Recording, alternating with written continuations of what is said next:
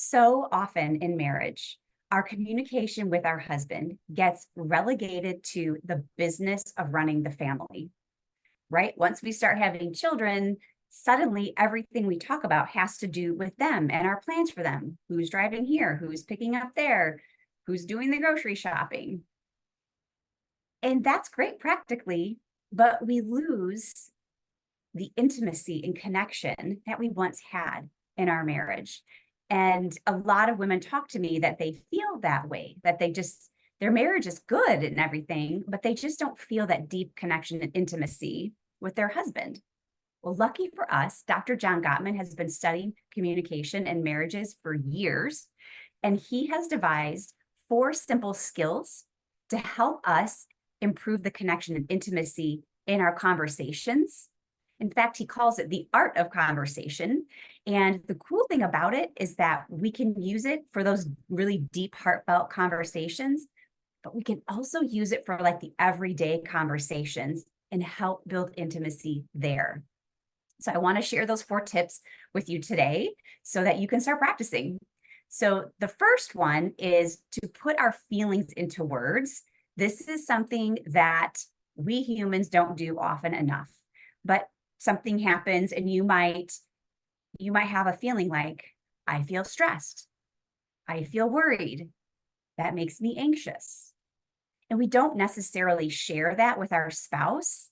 And think about how much that can deepen our connection just by starting to be honest about our feelings. And it doesn't have to be all those negative feelings. It could be something like, that makes me so happy. These things help deepen connection. And so I'm kind of passionate about sharing feelings because it really does help us. So that's the first one, is just practice sharing your feelings with your husband.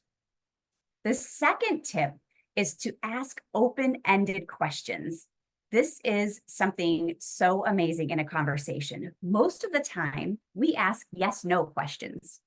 And when you ask a yes-no question, it kind of ends the conversation. But if you ask an open-ended question, now you're allowing space for a deeper connection and conversation to occur. So for example, a lot of times we'll say, how was your day? And our husband will say, like, fine. Or we'll say, are you upset? And they'll be like, no, or yeah. One-word answers that don't really help us understand them better or know them better. But if you were to ask the question, what was it like at work today? Well, now you're opening up a space for him to talk about what it was like at work today. If you do feel like you notice he's feeling upset, you could say, you seem upset. What's going on?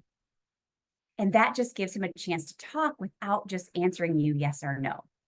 So this is something that is a great tool to practice, just starting to call to mind, asking questions that are open-ended and that are going to give you more connection.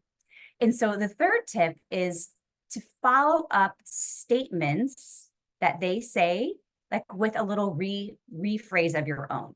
And so this is really like they might answer a question for you, and then you kind of rephrase what they said to show them that you understand and that you heard them.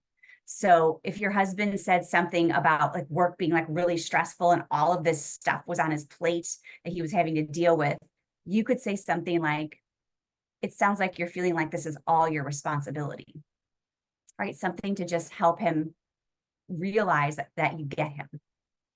And so another thing you could do is just kind of acknowledge that, like if he's with that example of the stressful workday, you could say, that sounds like a really tough place to be in, right? Like just showing him that you are there and you are hearing him and paying attention. And so that was the third skill. And then the fourth skill is to express compassion and empathy. This is like, right, really kind of super simple, like just like, I can see why you're so upset. That sounds awful. I understand why you feel that way. So these statements, again, help show your husband that you are hearing him. And so that you will deepen your connection and intimacy there and get to know each other better. So those are the 4 tips from Dr. Gottman.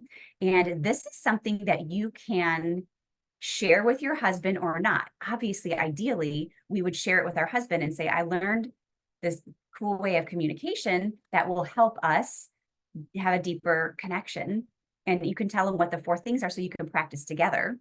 But don't worry, like even if your husband's not interested in something like that, which some husbands just aren't, you can practice these on your own and you will still get the benefits. So I hope that was super helpful for you today.